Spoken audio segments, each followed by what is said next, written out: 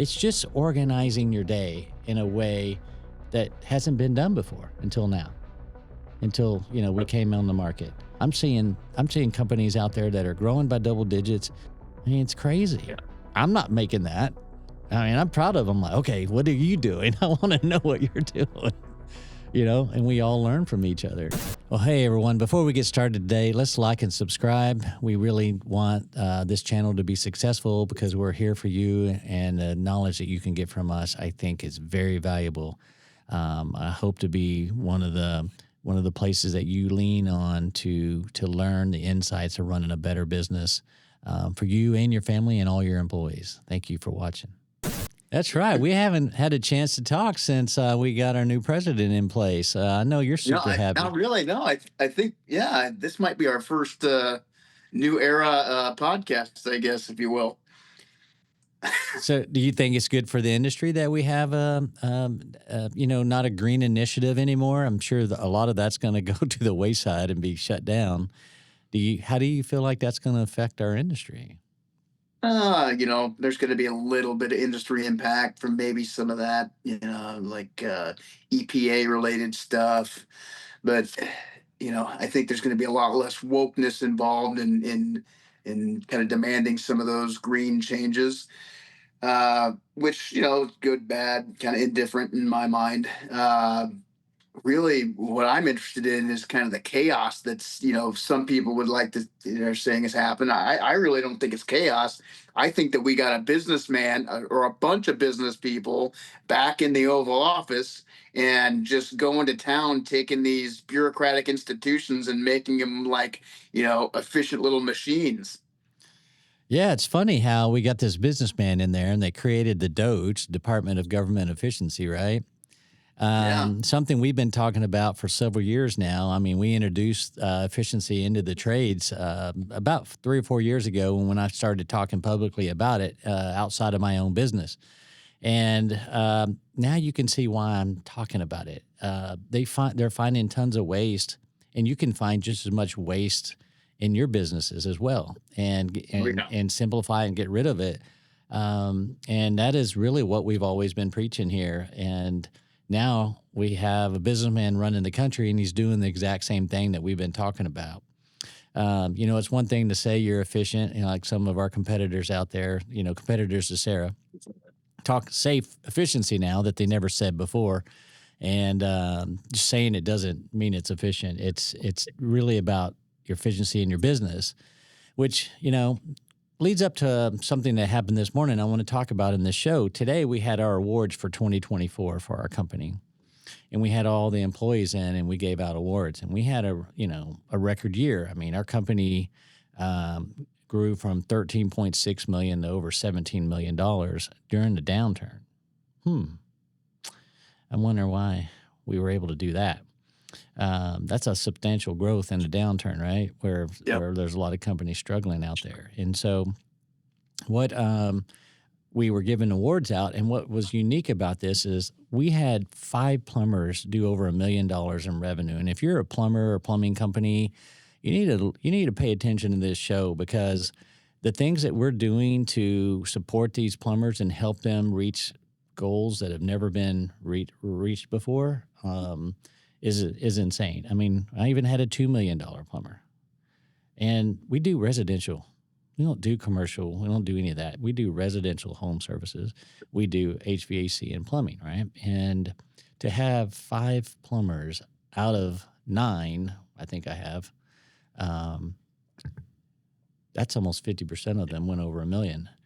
And so when you figure... That's great. So you're telling me you've got these plumbers that are out here doing... $1 million, $2 million in revenue, making a couple $100,000 in personal income, helping people out, fixing people's plumbing problems.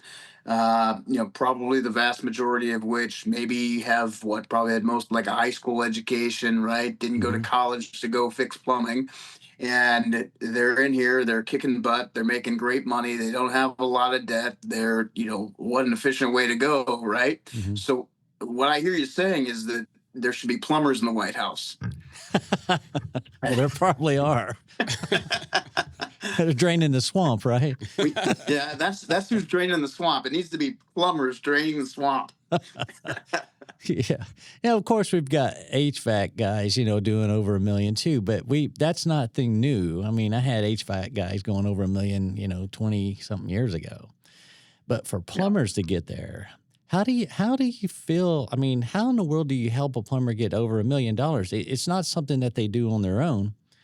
You know, it takes a village, right? It takes everyone working in, rowing in the boat the same at the same cadence with the same objective, going in the same direction at the same time, and knowing what the direction is and what the end goals are, right? And without the support, that's very impossible. It's not even close to being possible if you don't have the support system and the efficiency in the business to allow them to excel to this degree. And so when we do here's some metrics I want to throw out there, and just put these on the screen here in a second. What we did is we produce $1,028,000 per truck this year. We went over $1 million this year, man. That was our goal per truck. So that's every truck on the road that goes out and does service. Okay. By doing this, I think what would you say the average in the industry is? Around 280, 300? Yeah, probably around there. I know that back in the day, the old school, like when we started like revitalizing our metrics, it was like maybe get to $500,000 per truck is kind of the KPI that people targeted. So Yeah. you more than doubled that, right? Yes, sir. We more than doubled that. We're over 300,000. I don't know the exact number. I need to find it. And I'll find it so that we can put it up there correctly. But it's over 300,000 for every single employee on the payroll, including myself. Think about that for a second. Over $300,000 for every single employee on the payroll. That is insane. That's a number that, I look at that's very important to me. And I remember I posted when we were, over 300,000. I posted that on Facebook one time, and there was some detractors about, well, you're overworking your people. It's not sustainable, blah, blah, blah, blah, blah, blah. And this was coming from representatives of another software. They were getting on there and saying things like this. And I'm like, well, you don't quite understand. When you build efficiency in your business, you actually don't overwork anyone. They work a lot less. And so they can focus on what their actual job is instead of that hair on fire type business. And we're not a hair on fire type business. We're an organized business that when you come here and you visit our company, the number one thing that the people say is, I can't believe there's a business going on. It's basically like a library. It's quiet. And, we're doing hundreds of thousands of dollars a day and no one can tell. That's how your business should be running. And so with over 300,000 per employee, we're hitting the numbers that we need to hit to be a very profitable and sustainable business. And these are the things that come back from, all the things we talk about, the financial statements, memberships, things like that. I know when I introduced memberships to the industry about 4 years ago, time's flying. I got a lot of pushback on that as well. People started adopting it. Now we have billboards in Dallas-Fort Worth where people are marketing their memberships on billboards. And so I also will have we can look at the billboards pictures I've taken here. So a lot of things that we're doing are being used out there, Landon. How does that make you feel?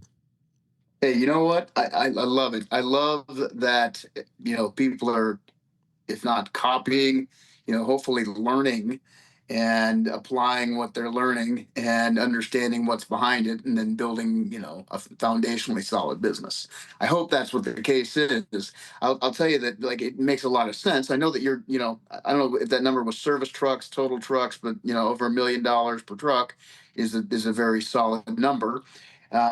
Just from high level math, if you think about if you're trying to keep like a labor percentage to 10% and the average labor person makes $100,000 a year, making $1 million in revenue generated off of that's kind of like that magical number. And I would say that Any decent company, a tradesperson, especially when you can factor in fringe benefits, retirement, FICA, food, student medical, it's $100,000 a year per employee. For field employee, and probably relatively close than the office employee side. So you need to generate those kind of numbers to really make a solid profit. Now, is it the most? Is the highest I've ever heard of? No. But something tells me that even though it's not the highest I've ever heard of, you're probably a higher percentage of profit on that $1 million per truck than a lot of the people out here doing 1.3 million, 1.4 million per truck. Why do you think that is? Bureaucracy, right? Inefficiency. All this excessive weight and inefficiently run operation. That's what causes it. That's exactly right. I mean, when you have low revenue per truck, you have high labor rates. You have a lot of hair on fire situations that prevent you from taking the business to the next step. And everything's right there in front of you. You already have calls, so you accomplished that, right? Then from that point on, what's happening? Where's the fall off? You got the call, all right, and where's all the hair on fire and no money coming in? Well, the money's coming in, but it's not staying in the business, right? It's just coming right through. And when I talk to companies that, they reach that $1 million mark and they're just wanting to go to the next level and they want to make money, and I'm like, have you just really sit down and thought about it? You just had $1 million go into your bank account this year. That's a lot of money. And it's, how do we keep it? That's what's important. Well, and keep it through efficiency, right? $1 million per truck, great. You're at a point in your business though where you I don't know what, you 5-6 years in now, and you've scaled this thing, and you said you maybe at $30 million. Like you're at a scaled business. You're scaled larger than most make it. So how have you and how will you continue to avoid the thing that I see as that a huge hindrance to profit and hindrance to growth of a lot of companies that reach your stage, which is like, I'll just call it out what it is. It's like I see this with a lot of next start companies, with a lot of these best practices groups that come in and say, here's all of these positions that you need as you're scaling out your business. Oh, you're adding plumbing, you go add this plumbing manager, go add service manager. Now you have to have a separate install manager. Mm-hmm. Now you got to have a sales manager, operations manager, service manager, like manager upon manager, and this big siloed business. How do you avoid that temptation of adding all of these layers, which make this thing bureaucratic and inefficient, but everybody says you need it because you're 30 million? How do you continue to keep this really tight, reined in operation? Technology. I mean, say what you want. The folks that buy into the Sera way of doing things and how Sera really helps you build an efficient business and give you the information that you need to do that. That is really how we can continue to scale. We scaled to 17 million, grew 4 million without adding any overhead cost to the business. We did it with the same amount of people, like we did it that's year before with the same amount of people. And so we're using our technology in a way that allows us to scale. You can have every feature in the world, and if they're not giving you an ROI, what's the point? It's all about the structure of the business and structuring the business correctly so it can be efficient and move forward. And that's what we do. And so I prove that out every day. I mean, I don't think people realize that we have a contractor that's, myself, that have built 2 really profitable businesses using these techniques that I built into the software. And I don't have a bunch of fancy stuff. I'm just using the basic stuff that you need to run a really well-run business and maximizing what that's doing. And so we're seeing this across the board with our clients.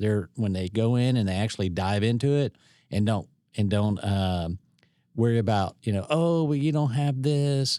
I'm not going to ever have everything. That's not what we're trying to do. We're a company that is more built around helping you build a profitable business. Because like you said a minute ago, none of us have a college education.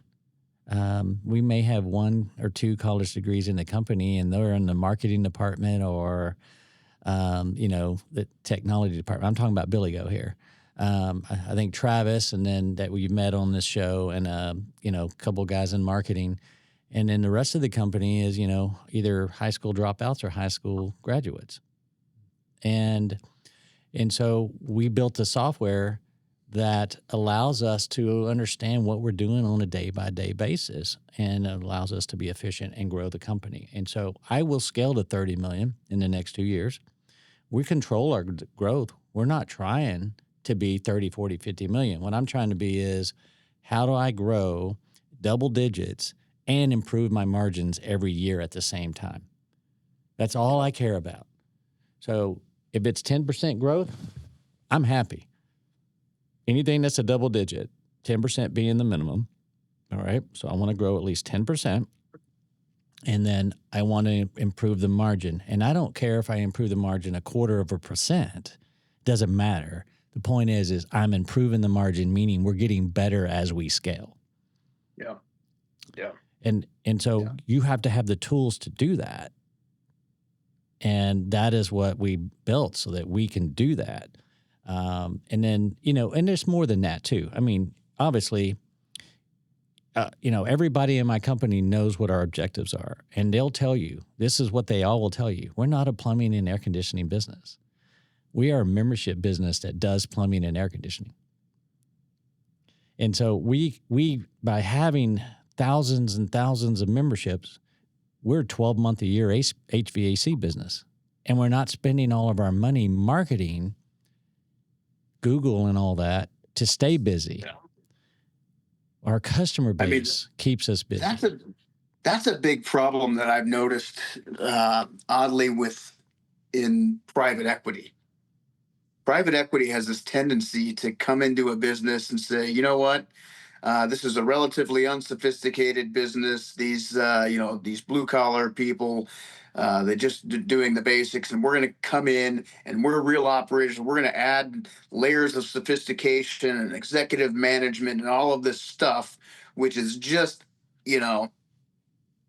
quite frankly, I'm sure it works well in publicly traded corporations or something, and you have to have people that will speak to investors and all that, but it really doesn't do anything to add value to the business from a day-to-day cash flow perspective.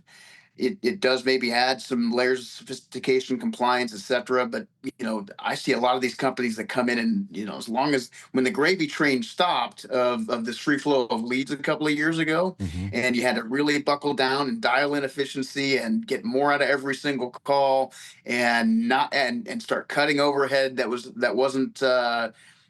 wasteful. Like, it just didn't happen. They inflated overhead. They built call centers. They built sophisticated marketing. They built all of these things. And then the gravy train stopped, and now they're wondering what happened. And so I see that as a big problem for private equity too. So it's not just, businesses like ours that are trying to scale and then just add this bloat because some guru told them to do it. It's also private equity. And so, we really should keep this industry focused on, every time you add a body, you have to have an ROI for that body. You have to have, there should be something that is a KPI or something that you're measuring that investment on, like any other investment when you're adding people. Well, think about the PE, their business model, right? The PE business model is they get all these folks to invest, and they create a fund. And then the reason they get them to invest, they'll do a guaranteed return, right? They're only interested in a guaranteed return, and let's just say it's 15%. And so that's why they build these businesses completely around installs, because they can get a 15% EBITDA, right, or return, and on the investment. And so it's a very easy way. And then when the spigot turned off, if you will, on new installs after the COVID thing died down, then all of a sudden it caught them by surprise, because they built these businesses to sell, right? And they didn't really take care of customers. They just sold. And if they didn't sell it to them, that customer was no longer a customer. They just moved on, all right? They were in that machine. Just go to the next one. If they're not going to buy from us, go to the next one. And so they get this set return on investment, and that's all they have to worry about. They check their boxes, they put their formulas in place, they put their people in place, and then they go achieve this return. Whereas us as independents, we have the whole playing field available to us. We can go beyond 15. We can build efficiency in our businesses and go to 30. They want to do it as well, but we have to have diversity in what we're doing. You can't be all installs. You have to have repair. You have to have midlife factory refreshes, things like that. You have to have a mix of things to get the margins up. So I have something that's very peculiar that people won't believe this number, but of the 17 million total revenue this year, our install revenue was 4.6. So we did 13 million in other work. Think about that for a second. So how do I get these high margins? It's because I can do other work that I can make a 28% gross profit on, or I can do installs on a 15% gross profit. So when I mix them together, I'm getting the cash from the installs we do, and then I'm getting the EBITDA and cash from the service works that we do and or the plumbing work we do. And so we mix it up. It's like a portfolio. If you were to get $10 million, you win the lottery or whatever, you sell your business, you don't take the $10 million and stick it in one thing. You spread it out, right? You put 20% here, 20% there, 20% over here, and you spread it out. And then you diversify, right? Well, you have to do the same thing in your business. You have to diversify. You can't be so focused on new equipment and expect to get the revenue. You'll get the revenue, but you don't get the margins. Because think about it. When you sell an air conditioner, there's 33 touches on the average, from up to 7 to 9 people touching that one job. Have you ever thought about it like that? 33 touches from 7 to 9 people. Well, you need an efficient business to drop that number significantly if you really want to make money doing installs. And what I mean by a touch is, like, for instance, the very first touch is a phone call, okay? Let's say they call in. The second touch is it's busy. You ask the dispatcher if you can get this call in. It's a valuable call. Then the next thing that happens is that dispatcher's is on the phone bothering all the technicians, wondering when they're going to be done because they don't have insight into when they're going to be done, right? Our software can predict when they're going to be finished, and you can see. Based off of what they sold, you can see immediately how long they're going to be there, approximately, because it has learned how long they're going to be there, that individual. And now you know your availability. But the thing is, the touches are, I'm calling 4 or 5 techs, see how much longer they're going to be, because this is an important customer. They've used this for years. We're already overbooked, but we're going to throw them in here somewhere. And so now we're disrupting the business. That's where the hair on fire comes in. So what if you just eliminated those 3 things? That, you take the phone call and you know when it's available. The computer tells you what the availability is. Oh, this is a high priority call. I'm going to find something that's not so high priority and move this really important call in and do this call instead of having to call around and find out when everybody's going to be done. I mean, that's called efficiency. Or better yet, just book it direct. Customer goes on your website and books direct and says, I'll see you Wednesday. Same thing happens. The same thing. Yeah. The computer tells that customer, we can be there at 1 o'clock. It's 11 o'clock because it knows there's this call that can be bumped out of the way. And you go apologize to that person, not be late to everyone. It's just organizing your day in a way that hasn't been done before until now. Until, we came on the market. And the people that dive in and actually use a system like that are seeing unbelievable. I'm seeing companies out there that are growing by double digits and making 32% EBITDA. I mean, it's crazy. Yeah. And I'm not making that. I mean, I'm proud of them. Like, okay, what are you doing? I want to know what you're doing, and we all learn from each other. And so it's really, we're a business partner at our software. It's just different. Everything else is just a digital filing cabinet. Is what I would say. It keeps up with it keeps up with stuff, right? It doesn't really do anything to help you If you're running a bad business or you're confused, you don't know what to do, they're not going to. It's not going to change anything. Would So you say that the efficiency component is even more important in plumbing, or even more applicable in plumbing than it is in say HVAC? Because the margin profile is different for plumbing, especially in service mhm. work. It's much more manual labor than materials and equipment expense, right? So the more efficient you can be in managing your manual labor, the more profitable you're going to be. And the fact that it's more manual labor based than the other trades, I think it's even more important in plumbing.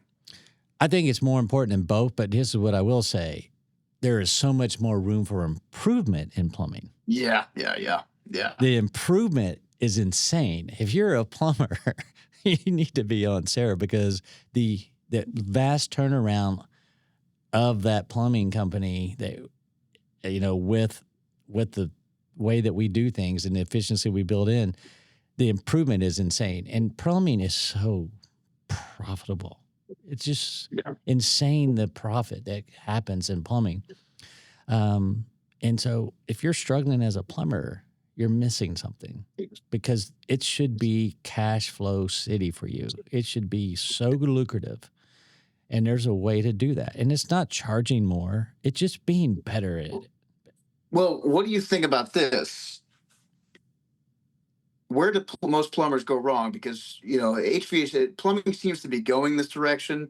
It seems to be seem to be dragging it this direction sometimes, but HVAC is kind of separated out for a while the different silos of service, sales, installation, Hmm. right? And service and sales, you kind of I kind of mixed those together, right? There's a component of some Hmm. basic install with of parts and components with service, but uh, with installation where it's a half day, full day, multiple day job that's generating we'll call a top line of 5, 10, 15, 20, $50,000.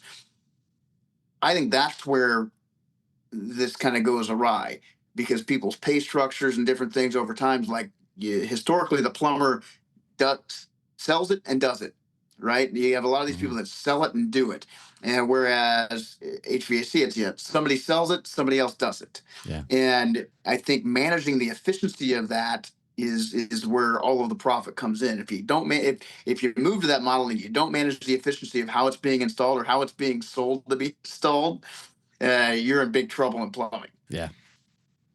I agree. There's just so much upside in plumbing that we can help you with. It's just so crazy how much it would work. And installing in plumbing is extremely important. You double your manpower, you become a much bigger plumbing company almost Yeah. immediately.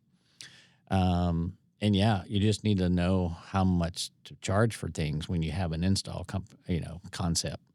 And that's where we come in with the job time efficiency. We can tell you how long does it take. You got a plumber out there. He drove out there. He sells a water heater. You want an install team to come put it in. Maybe he sold a tankless, or maybe he just sold another tank. These guys come in. They do the work. That guy moves on. He's out there. He's talking to customers. He's selling something else or fixing something else or whatever he's doing.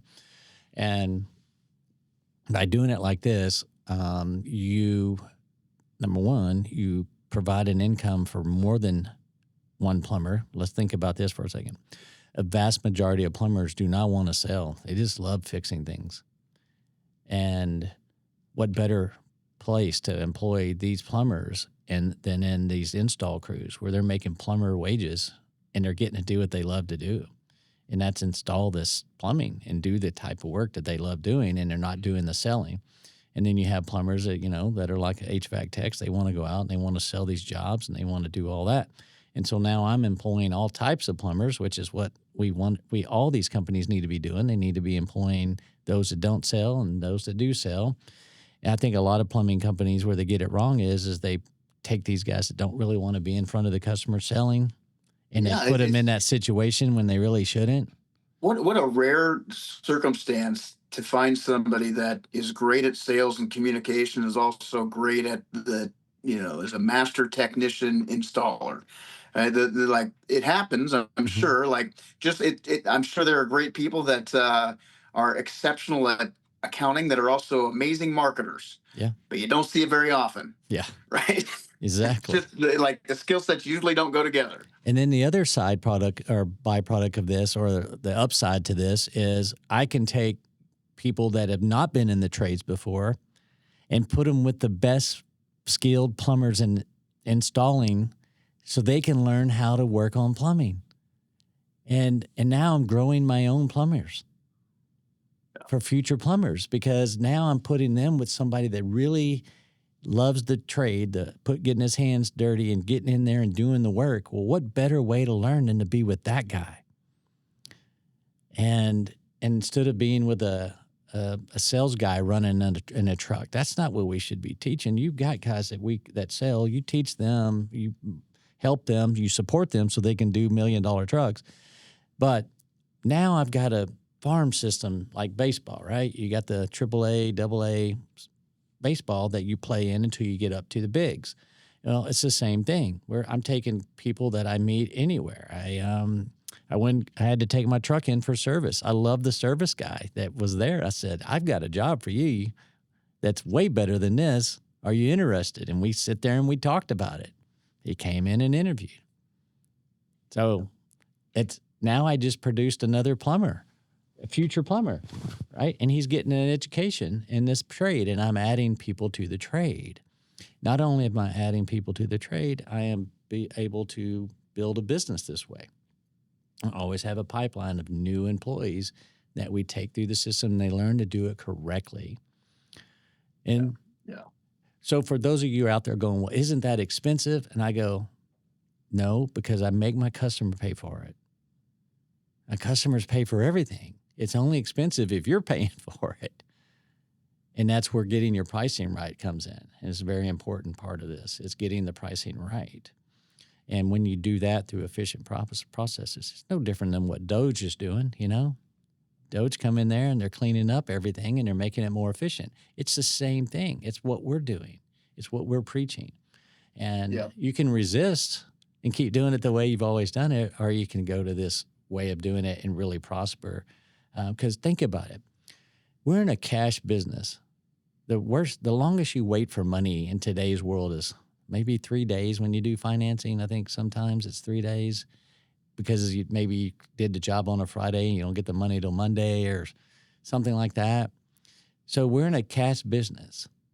A cash business should not fail. A cash business should not be profitable, should not be unprofitable. It should be profitable. It should always have cash in the bank. It should always, every day's a new day. Yep. You're in a cash business. So why is the failure rate so high in this industry? I don't understand. Why is it so hard to get over $1 million in revenue? Why is people overcomplicate everything? That's right. Let's simplify these businesses. I mean, do you think you could have $1 million plumber, $2 million plumber if they had to sell and do all of their work, for example? No. I mean, is it physically even possible? It's not even possible. It's not efficient. And I'm wearing them out. And I'm wearing the guy out. His career's 15 years maybe, and then he's got a bad back and all these things because I'm wearing him out. And then I'm running more calls on top of him. Whereas the guys that want to do the work get really good at it because they're doing it every day consistently, and they save their backs and they have a helper. And so we're really prolonging careers. And my median age, I guess my average age for people out in the field, I don't think we have anyone over 40 in the field. Well, I don't believe it all. I don't believe we do. You think? I don't think so. I'm thinking through everybody. I don't think anyone's 40. And so I have young, ready to go, excitable folks, even in the install department where these experienced plumbers are. They're not over 40. Everyone's young. What do they call you there, grandpa or what? Daddy.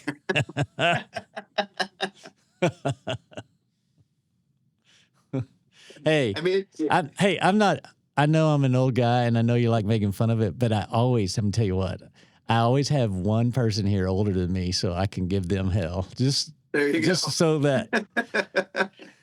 Well, that's the DEI hire. That's it. Exactly. That's why he's here. It's funny. It's a funny story. I came in the office on yesterday, and believe it or not, it was that old guy and another guy were out looking for something out in the front. And it was real windy that day, and I think he had a part or something. I didn't ask what it was, but they were looking for it. And, I cracked a joke. I said, what do you do? You lost your contact or something? Because they're both looking around on the ground looking for something. And then as I'm walking in, Mike is his name. He's the only guy older than me here. He's standing over by the street looking for this whatever. And I'm like, Mike, here's the front door right here. You come on over here. You know what I mean? That's how I give him trouble, because he is like a week older than me or something. So he is my DEI hire for my own well-being. So I won't be the oldest guy. I love it. I love it. But And yeah. now the conspiracy theorist in me has to ask this other question: is there a coincidence that Sera and Doge are both 4 letters? Yeah. That just happened by accident. Just happened by Because accident. I know these you tech entrepreneurs follow each other, and you kind of copy each other, just like we do in the trades here. So you were talking about efficiency for years, so much so that Elon had to get up there and just be like, "I'm going to one up Billy." Oh, I'm sure He that's must what have called. Did Elon call you before he decided to do this? you know better than that. At the end of the day, I'm still just a plumber. Yeah. And I'm proud of it. That's right. That's right. And but all these things we're talking about I know we're really zeroing in on plumbers, and I think we should, because they don't get enough love. They don't, and there's so much upside, and it's not that hard. Oh my gosh, there's so much upside that can happen overnight, but this is with anything, garage doors, roofing, it doesn't matter. All of this stuff is applicable to all of these things. And we're seeing that throughout the industry, that they may start off on a smaller software package, that doesn't do a whole bunch, and then they graduate into what we're doing, and then we grow these businesses, and it's exponential. And then we did a major release last Thursday, and a lot of people that when we were smaller, they moved on to another software because we didn't have enough for them or whatever. And then we did this release, and the amount of people that are saying, here's my expiration date, where I'm at now, this is when I'm coming back. We saw a lot of that in the last week, because they're realizing that you got to have efficient systems in place to actually do something right. Well, that's got to be an interesting spot to be in, to that I don't think about very often, because I'm not always focused on software and that. But if you're talking about efficiency and what adds value, you have this weird spectrum of software that's out there. It's like the stuff that is just kind of like, okay, am I just going to use pencil and paper for this stuff and some QuickBooks, or like, am I going to go with a base CRM? You got your House Call Pro out there that's just, not quite got everything aligned, and you have competitors out there, and then you've got the competitors that are kind of more all inclusive with the CRM built in and the functionality that ties into your accounting and all this. And then you have some of like the big behemoths, which we all know, right? Mm-hmm. Which are, tied into everything. And there's probably a point where you're at in your business on the Sera side that's like, do you really want to go there, or are we just going to overcomplicate and add layers of bureaucracy and stuff that just isn't, like, it's nice to have bells and whistles that are just not foundational to the principles of making extra cash, right? That are just kind of cool things to come out, like, because I see that, and I see that the problems I've had with different software over time is like, it's either too simple and not enough, or where it's effective we can utilize it to the level that we're at, or it's too complicated that you need a $50,000 a year consultant to come in just to show you how to use the software. Yeah. And it, like, there's a fine line that you have to like balance there to really make it effective and efficient for everybody. Yes, sir. I mean, that's where we are. We want to be that one to help that guy that's on that very basic type software that's out there. There's lots of them. They're very basic, and they're getting people to use software because you won't believe it. About 50% of the country still really not using much. Yeah. And so these are nice softwares for people to get on to get the basics down. But if they're going to grow businesses, then they graduate to our software, and then they start getting what they need to actually run a business. And the insight that they need and the help from our staff, which is the only software, again, that offers that personal help as you need it.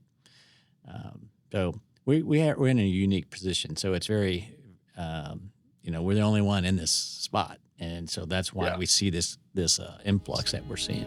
No B.S. with Billy and Landon is produced and delivered to you by Sera Systems. At Sera Systems, we've created a better way to run your home service business and unlock unprecedented growth. Our field service software was designed by real home service professionals to help you save steps, charge for previously unbillable time, and win more business. But the true change requires more than software. Our live coaching helps you understand and control the aspects of your business that matter most. It's about time for a new era of service, and we're leading the way. If you're ready to join the hundreds of other contractors who've been able to increase profit margins more than 50% within 6 months, visit Sera.tech today. That's Sera, Sera.tech today.